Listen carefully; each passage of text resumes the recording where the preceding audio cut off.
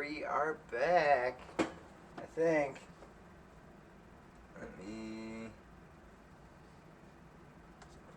Let me just get all my shit going back.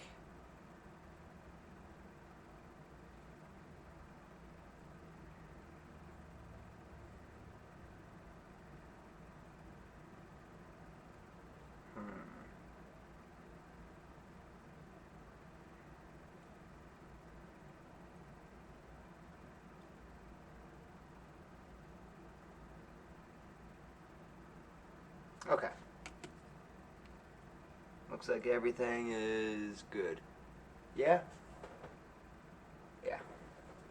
Okay. What is this? Get this shit away from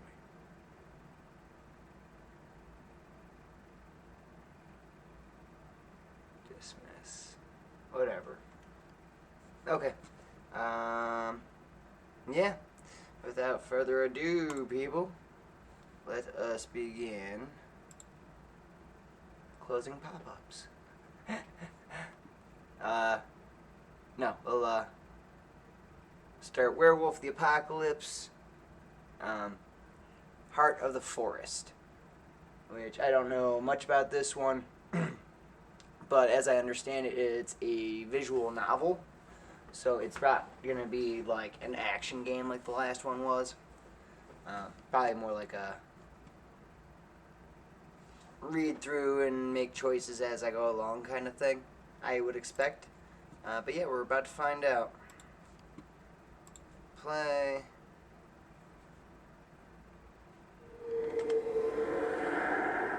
Oh. Go game.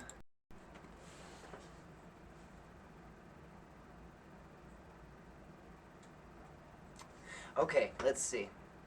Different tales. Ah, yes, I do not consent.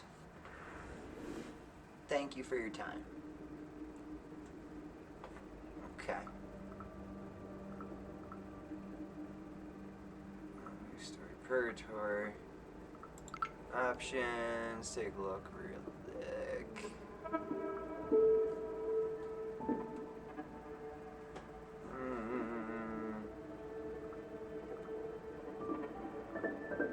Okay. Let's just go ahead and get started with it.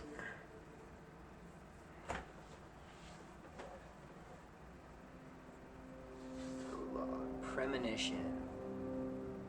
I like this art style. It's kind of like, kind of comic booky.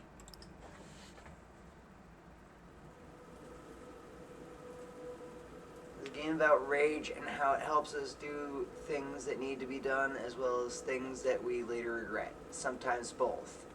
How do you feel about that? Great. I'm always angry. I am. My rage is high. So you're the inspired warrior type. That's okay, there's no right path here. Just your decisions and their consequences. Yeah, fuck the consequences. No fucks given.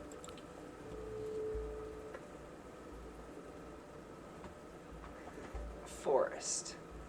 The woods are full of stars. They flicker. Come closer, run away. They want me to chase them, to play hide and seek. I hunt and I observe.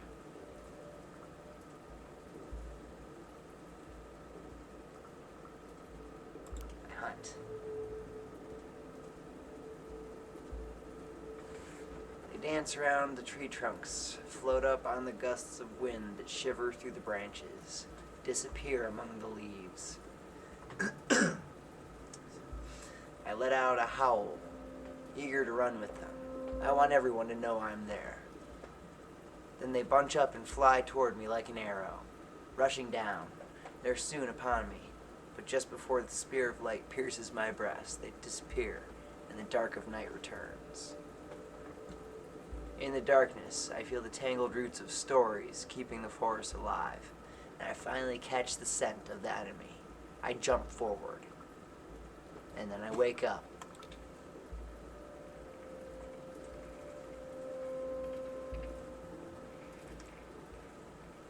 Confused, I open my eyes.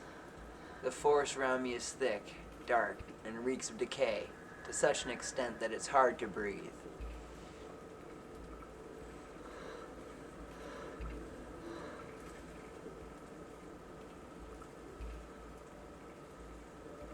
Why am I here? My head is spinning. Why am I here? There must be a reason.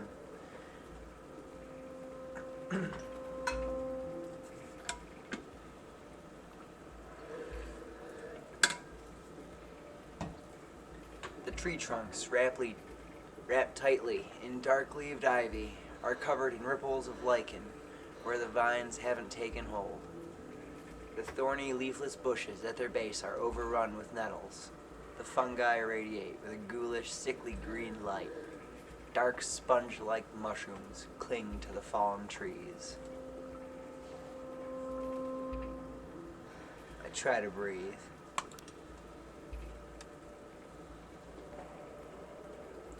I take a deep breath and suddenly realize that it's not the forest that smells so foul. It's me. I look down and see my hands covered in a dark substance. I'm naked. A sticky, glistening film of liquid is clinging to my skin. I can feel it on my face, in my hair, blood. I shout at the forest. I start to scream from the bottom of my lungs, a long, guttural, terrifying roar that no one hears. The scream wakes something deep inside my chest, and then I see. There is a severed head right in front of me.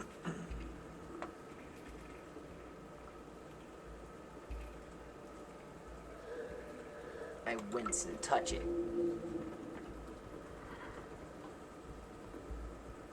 Overcoming my disgust, I gently touch its wet hair and watch as the head topples over. The face is contorted, the eyes bulging, the mouth open, as though the head were still struggling for air. I pick it up without thinking, high on adrenaline, and then eyes open in the darkness.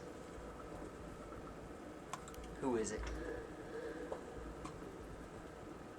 I can see their silhouettes, shades of jet black against the darkness. They smell of fur and moss and bloodied earth. Massive creatures, some with horns, some with antlers. Their eyes burn like small, fiery windows into hell. I look at them, and something wakes inside me. Anger.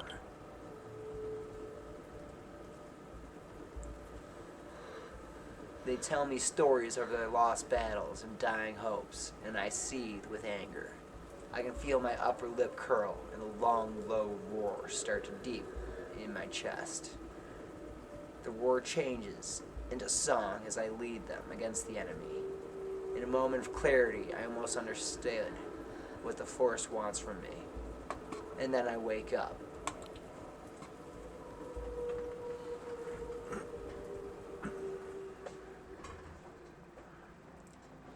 Chapter 1, Arrival.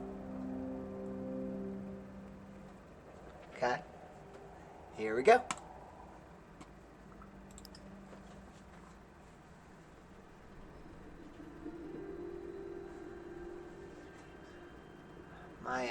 Maya, wake up.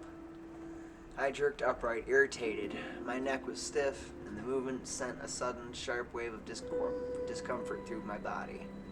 I wasn't in the forest anymore. I was in a bus. The sun streaming through the windows was making it hard to see. The girl next to me was touching my shoulder, disturbed. What happened? What happened? Overcoming the urge to push her away was hard.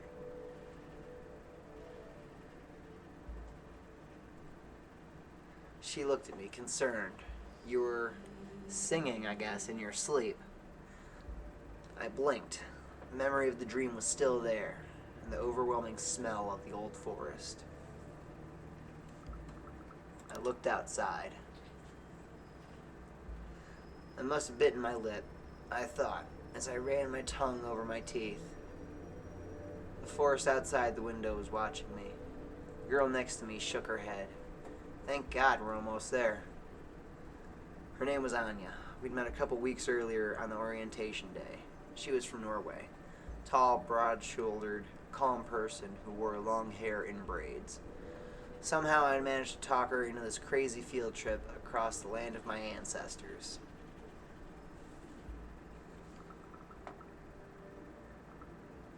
We were there to study medicine. We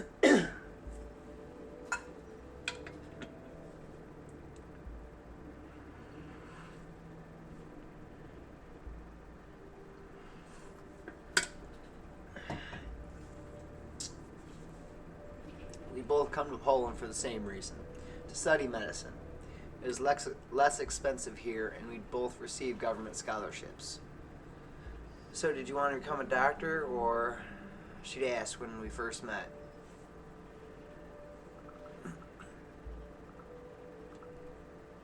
I was still searching.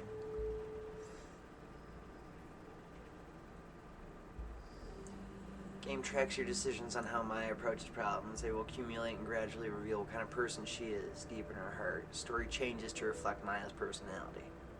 Okay. Cool. I'm on board with that. I was still looking for something to inspire me. Spending the rest of my life earning bonuses from Big Pharma didn't seem exciting enough. I'd hoped that changing my environment completely, even for a week or two, might clear my head. That's why Anya and I were on a bus to...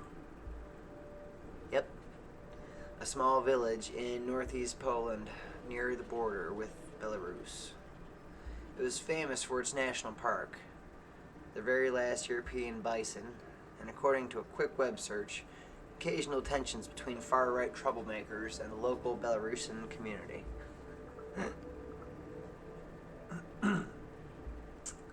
She seemed excited. Anya reached into her backpack and took out 2 apples. I'm really happy we decided to come here, she said. Yeah, I said, offering some of my cabanasi, dried meat sausages that were so much better than the original Polish ones in the U.S. I was glad Anya decided to come with me. I had problems keeping friends around and really needed one. I did some searching, she said from over her phone. This place is amazing. The last primordial forest in Europe. This trip was my idea.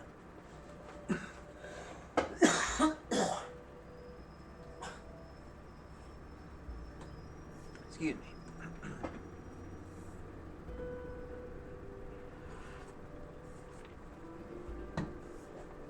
Our summer language course was starting in a few weeks, and I'd managed to talk Anya into skipping tours of concentration camps and old churches and visiting National Park with me instead.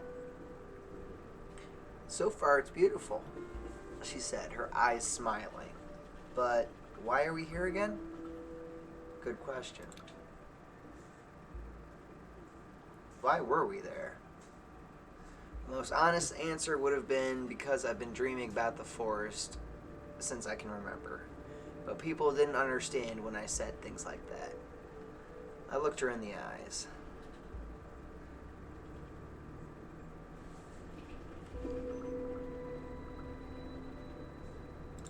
Told her as much as I could. I wanted to see the forest. I heard it was a must. That wasn't technically a lie. When I was little, my grandfather told me stories about an ancient forest full of wonders and the wolves that lived in it. It was all I got from that part of the family before my mom took me, ran away, and cut off all contact with my dad. But I remember the stories well, and I remember the name of the forest. This will always be our home, my grandfather used to say. I waited for her to respond.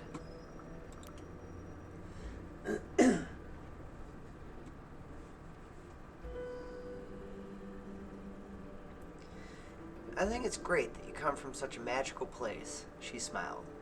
The last ancient forest in Europe, thousands of years old. I wasn't sure if I was fond of that magic, but it was hard to ignore.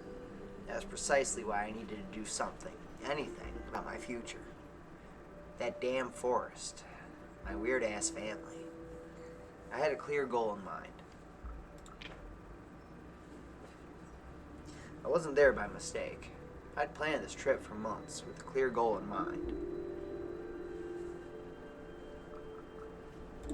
I had to face the forest. My dreams, my grandfather's stories, the fact my family was from there. There were just too many coincidences.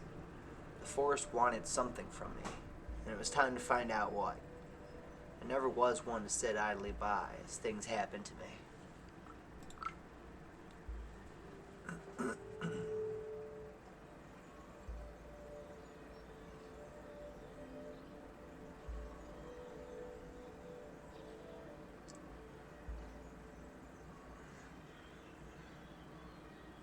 Huh?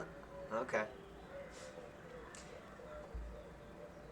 The place looked like an overexposed photo of a village with contrast turned all the way up. The sun wasn't just shining, it was shouting at the earth and everything. The trees, the grass, the wooden houses, the fences seemed weathered. Everything except the shadows. They were sharp, as though they were freshly printed with the darkest of inks. And they moved. For a second, I could have sworn they moved. But then I realized it was just a black cat walking down the sidewalk. When it saw me, it stopped in its tracks.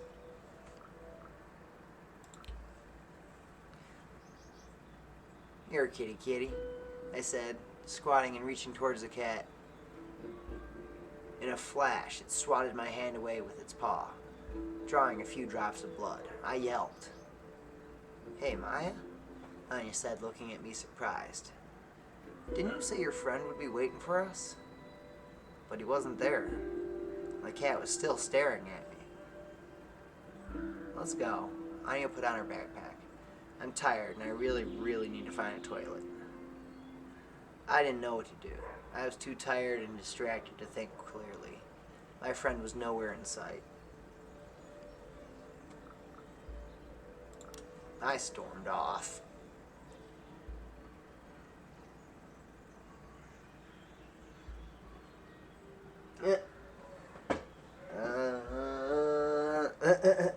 That's a good call. 1, 2, yeah, they're all sleeping, I think.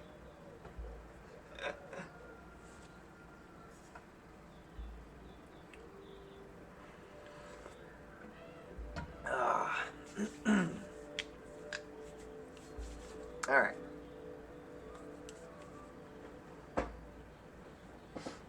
I grabbed my backpack and started walking. I hate when people are late, I muttered under my breath. I was walking fast, and it took a while for Anya to catch up with me.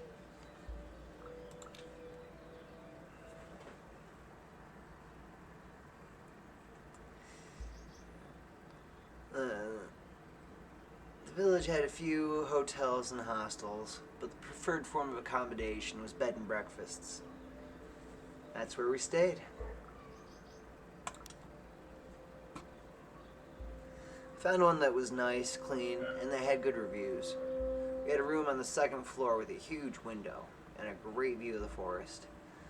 We dropped off our stuff and freshened up a bit. "Maybe we should have waited for your friend?" Anya asked, concerned.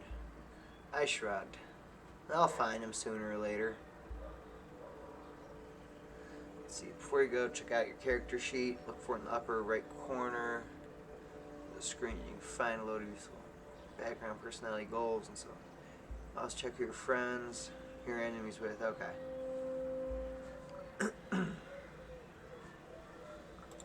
Let's take a look.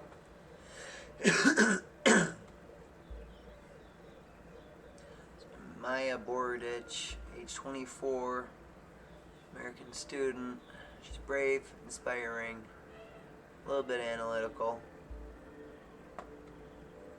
Right now she's got impaired willpower. Her goal is to understand what connects her to the forest. I need to pursue that to regain willpower. Okay, cool.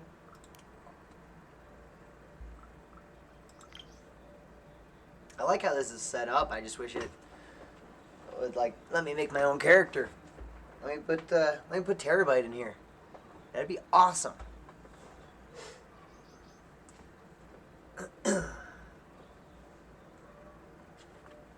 Alright. I had a clear goal in mind. The forest was calling me, and I was ready to answer the call.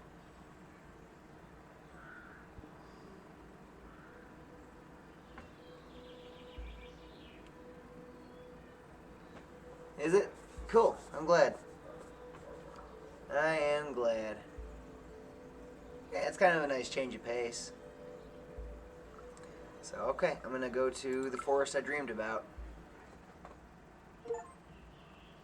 I followed my dreams.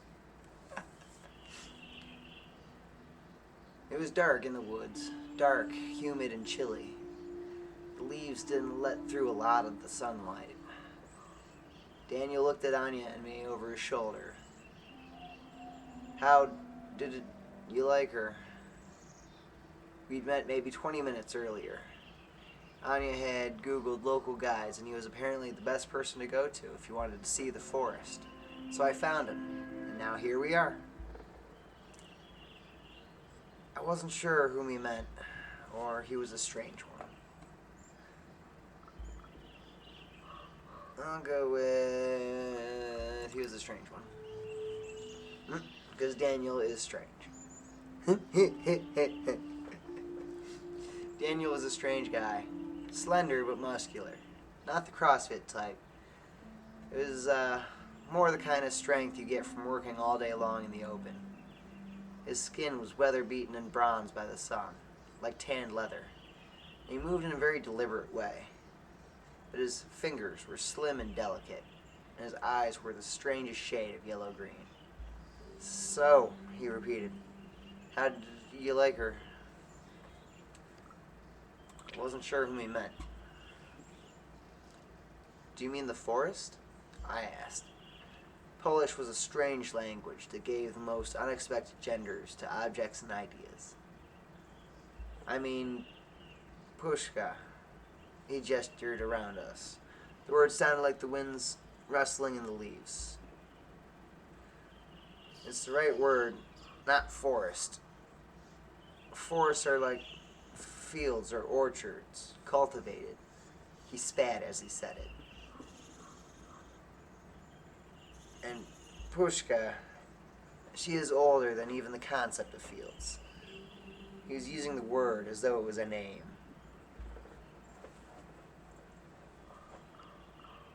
I looked at the Pushka again.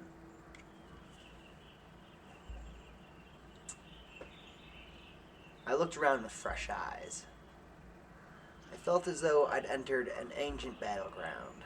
Gigantic trees were locked in century-long wars for a place in the sun as the trunks of fallen foes decomposed slowly at their feet. Young plants and colorful mushrooms were fighting their own battles over the rotting remains. The trees that still lived stretched toward the sky like columns, holding up the vaulted canopy, which blocked out all but a few rays of sunlight. Something moved in the leaves. I fought the urge to chase it.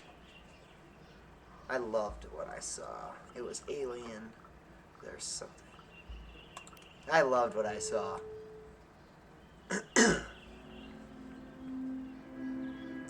There should be more places like this, I said earnestly.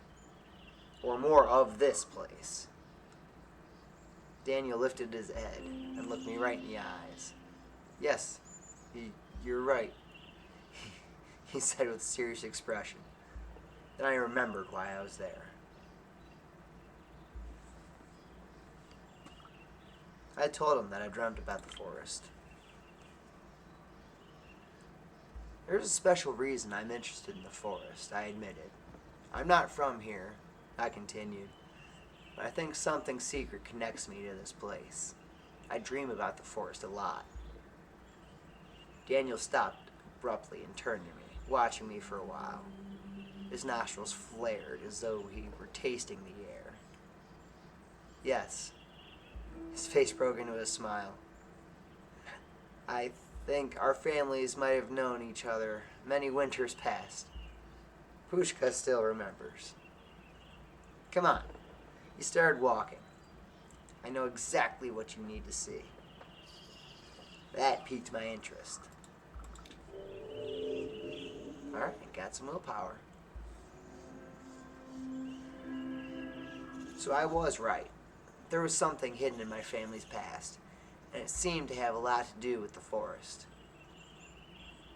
Every time you learn or do something significant that brings you closer to your goal, you regain willpower. Alright, I got that. With every step, I was getting closer to solving the mystery. So I followed him.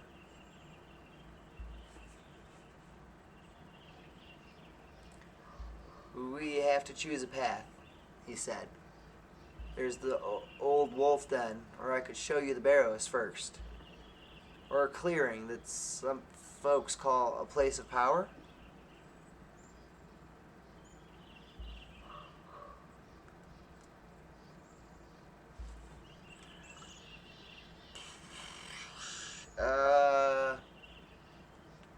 Wolf's Den or the barrows? You tell me.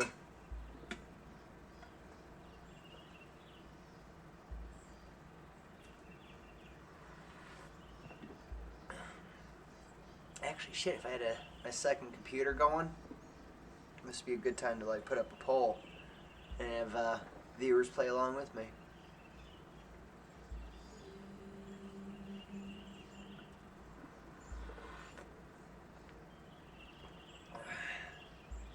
You probably fell asleep, didn't you, Rob? For shame.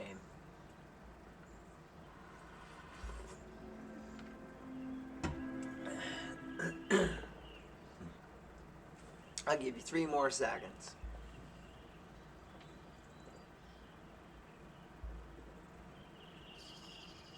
Okay, we're going to the wolf's den.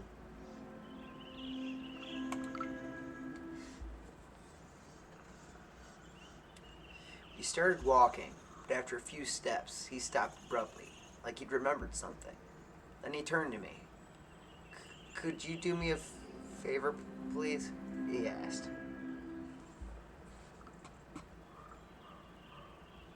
It depended. I don't know, I said slowly. Why don't you tell me what you want first? He ran his hand through the moss on a dead tree trunk, smelled his fingers, then reached into his pocket. He took out a small stone.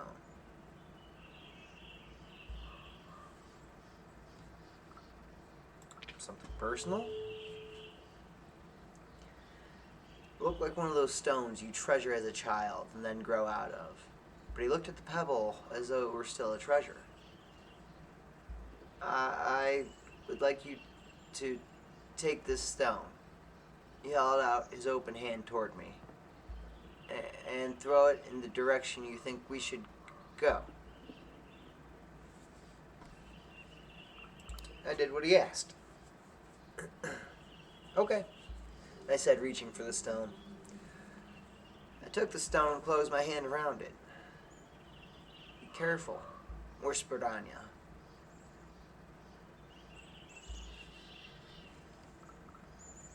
I was curious. It was warm, and I felt grounded when I squeezed it. I closed my eyes and thought about the wolf den, trying to imagine that place.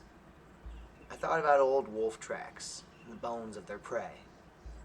I threw the stone. I felt my hand rising entirely on its own, and then throwing the stone as far as I could.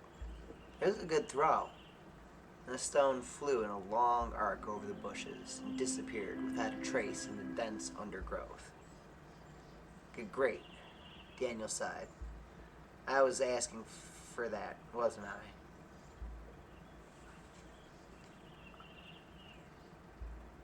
What happened exactly?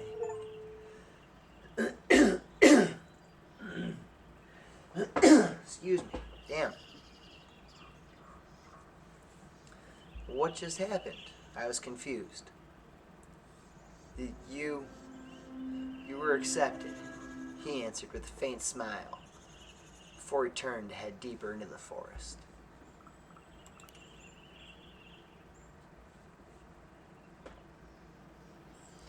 First thing I noticed when we stopped was a pine tree. A pine tree I knew.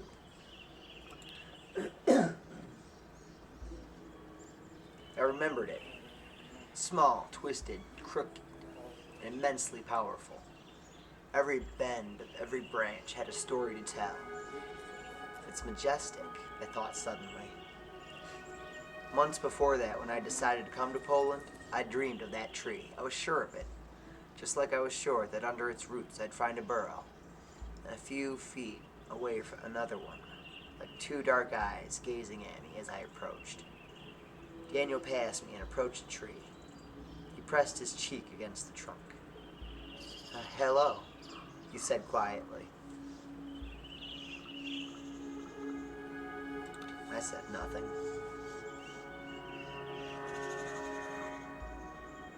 I looked around, but we were the only people there, so I remained silent. A sudden gust of wind threw a cloud of dust in my face, into my eyes. This is the den, announced Daniel. It's abandoned, of course, but still worth seeing.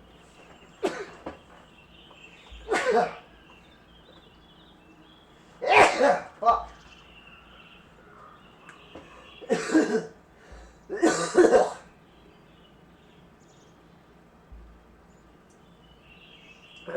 Excuse me.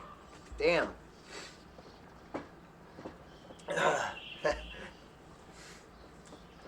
Let's see. Why was it abandoned?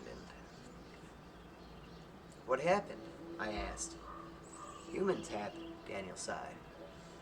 He sat under the tree, leaning his back against it. It was a hot spring morning when they found this den. No one knows who the men were, even though it was only one human generation ago. There were 6 cubs here, under the roots of this tree. He stopped stuttering and seemed to enjoy telling the story. I enjoyed listening. And I enjoyed listening to it. There was something calming in his voice and the way he talked. His slow gestures and his wistful eyes made me feel as though I was with the cubs on that hot spring morning. I don't think they wanted to hurt the wolves, he continued. They probably thought they'd been abandoned. That's why they took the cubs with them. Humans have this instinct that makes you try to befriend everything, especially if it's dangerous.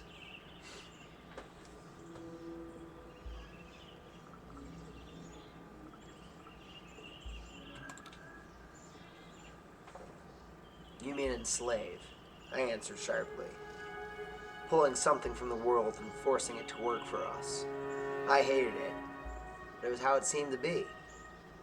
I'm not saying it always works out, but the intention is good. And I believe the men who kidnapped the wolves wanted to do something kind, he continued. Anyway, they took them. Out of the 6, 2 lived to see the cold summer that year. The wolf mother used to come to the farm they were at and howl. People went gray if they heard her. I knew that howl. And suddenly I heard that howl. I knew exactly how it sounded, and I felt despair and longing gnawing at my soul. I remembered how the cubs had reacted. They threw themselves at the door. Him. Every time she came, we threw ourselves at the door, biting, trying to break free, to escape. Maya, are you okay? Anya asked, putting her hand on my shoulder.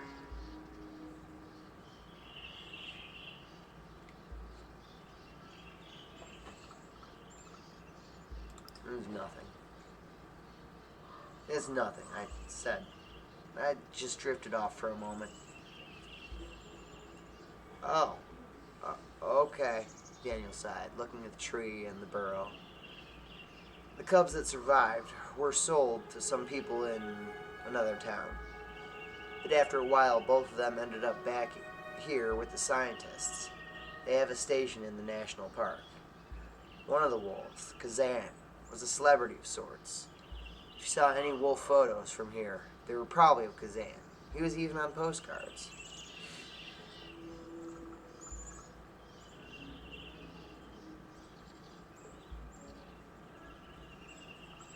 I hoped he'd eaten someone. I hope he at least bit someone, preferably in the neck. I was furious. Daniel looked at me scornfully. The scientists never hurt him. Nobody wanted to hurt him. Even the men who took the cubs. There was a slight gust of wood, and the tree creaked. I remembered that sound from my dreams as well. A sound that made me feel safe. I looked at the empty den. Will the wolves come back here? I looked at the empty den. Daniel frowned. No, they won't. This place is cursed for them. We fell silent. He looked at the burrows for a long time. This place is my friend, so I try to keep it important and respect it. I think it's my mission, you know? I could relate to that. I think I understand. The forest had a way of sending people on missions. Daniel looked at the tree one last time. Goodbye, he said. I also said my goodbyes. Goodbye, I repeated. And we left.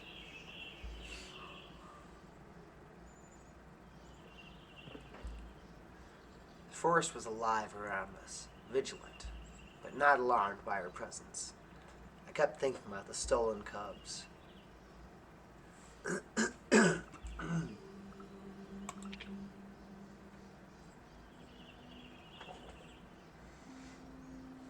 The trail soon disappeared.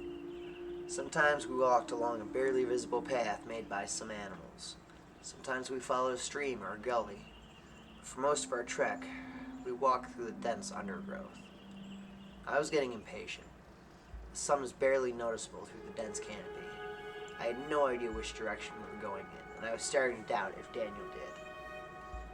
It was a pleasant walk. There was always a path through the brambles. The ground was even, and the branches stayed out of our way. I almost felt like the forest wanted us to find the way.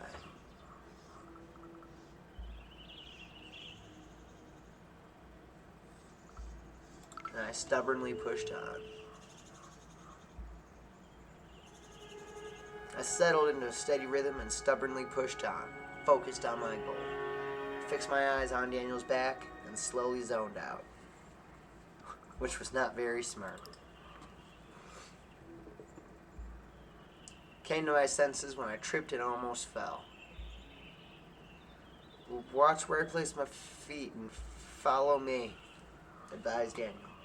We continued in silence. I'd been walking for a while when I noticed that Daniel's steps had become slower. He was also looking around more often and had hunched slightly.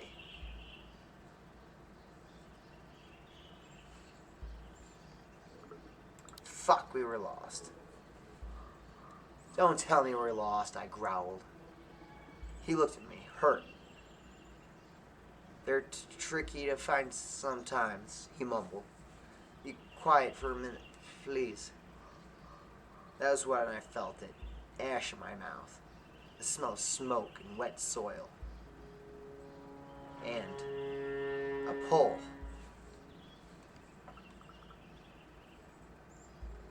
I hushed him.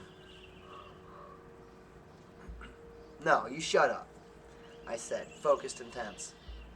He tilted his head, puzzled. He didn't answer, instead watching me in silence. I showed him the right direction. Something wants me to go there. Pointed to my left, under a dying tree. He looked at me for another long moment. You don't know the way. I ignored him and started walking. I ignored him and moved toward the pool. He followed me, and I followed my feet, knowing exactly where they should go.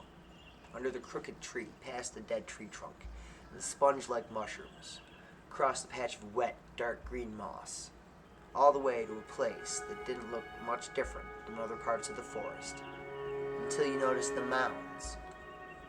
There was something about the flattened hills that drew my full attention.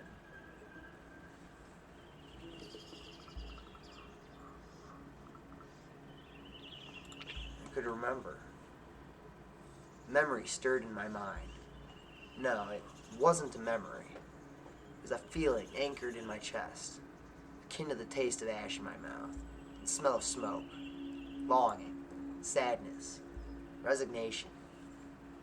There was more.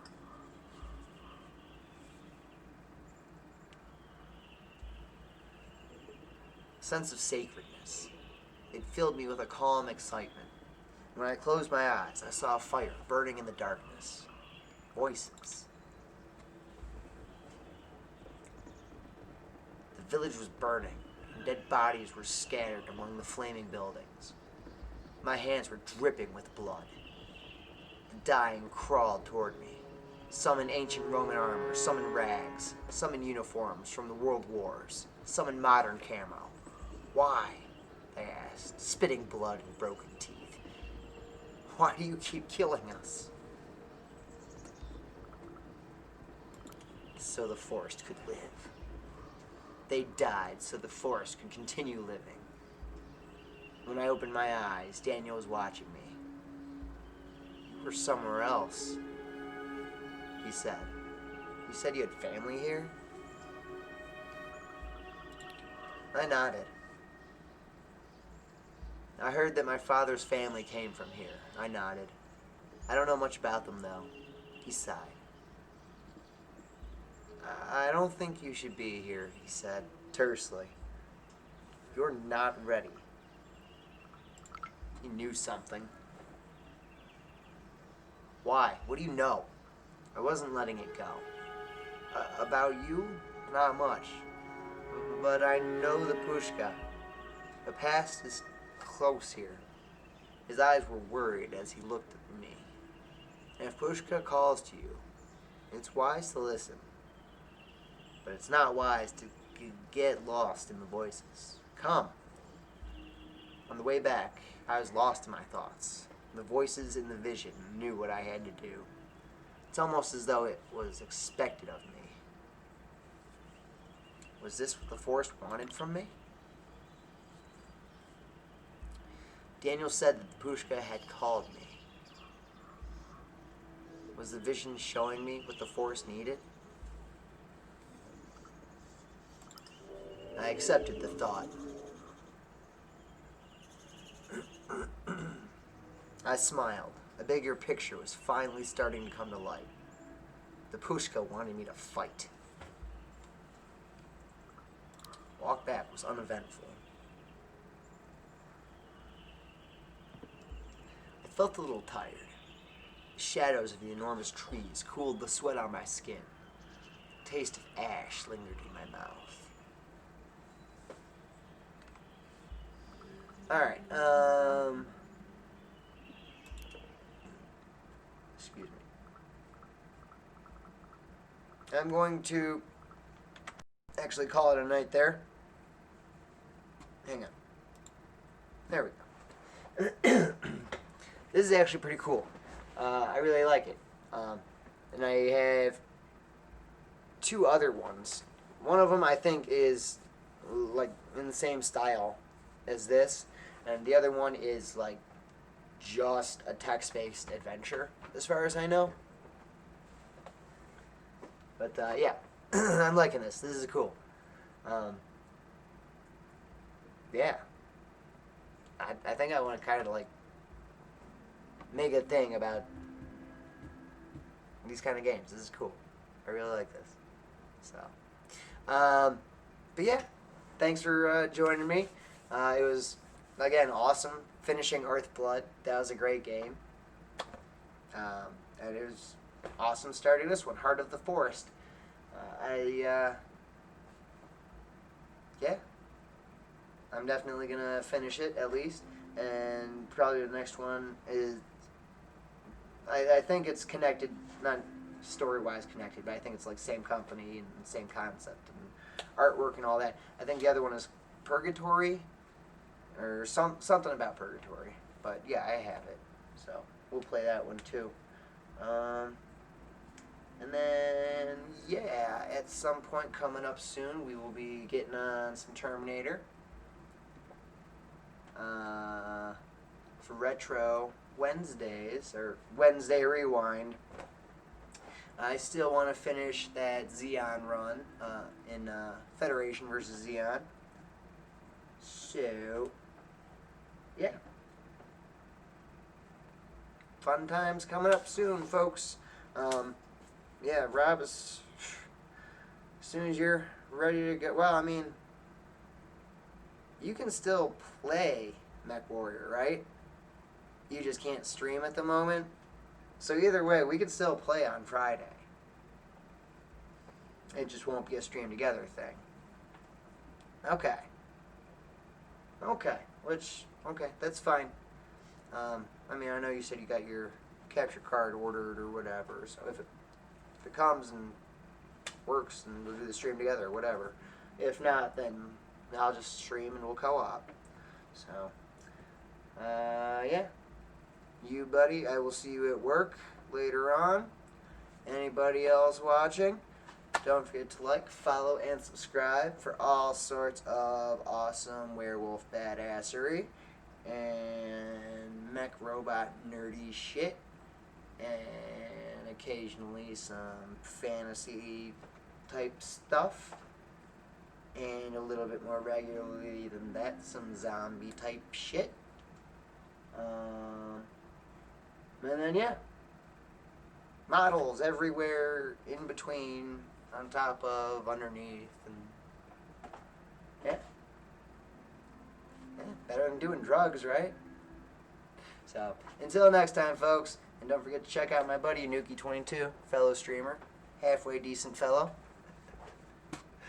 And yeah, until next time, happy gaming.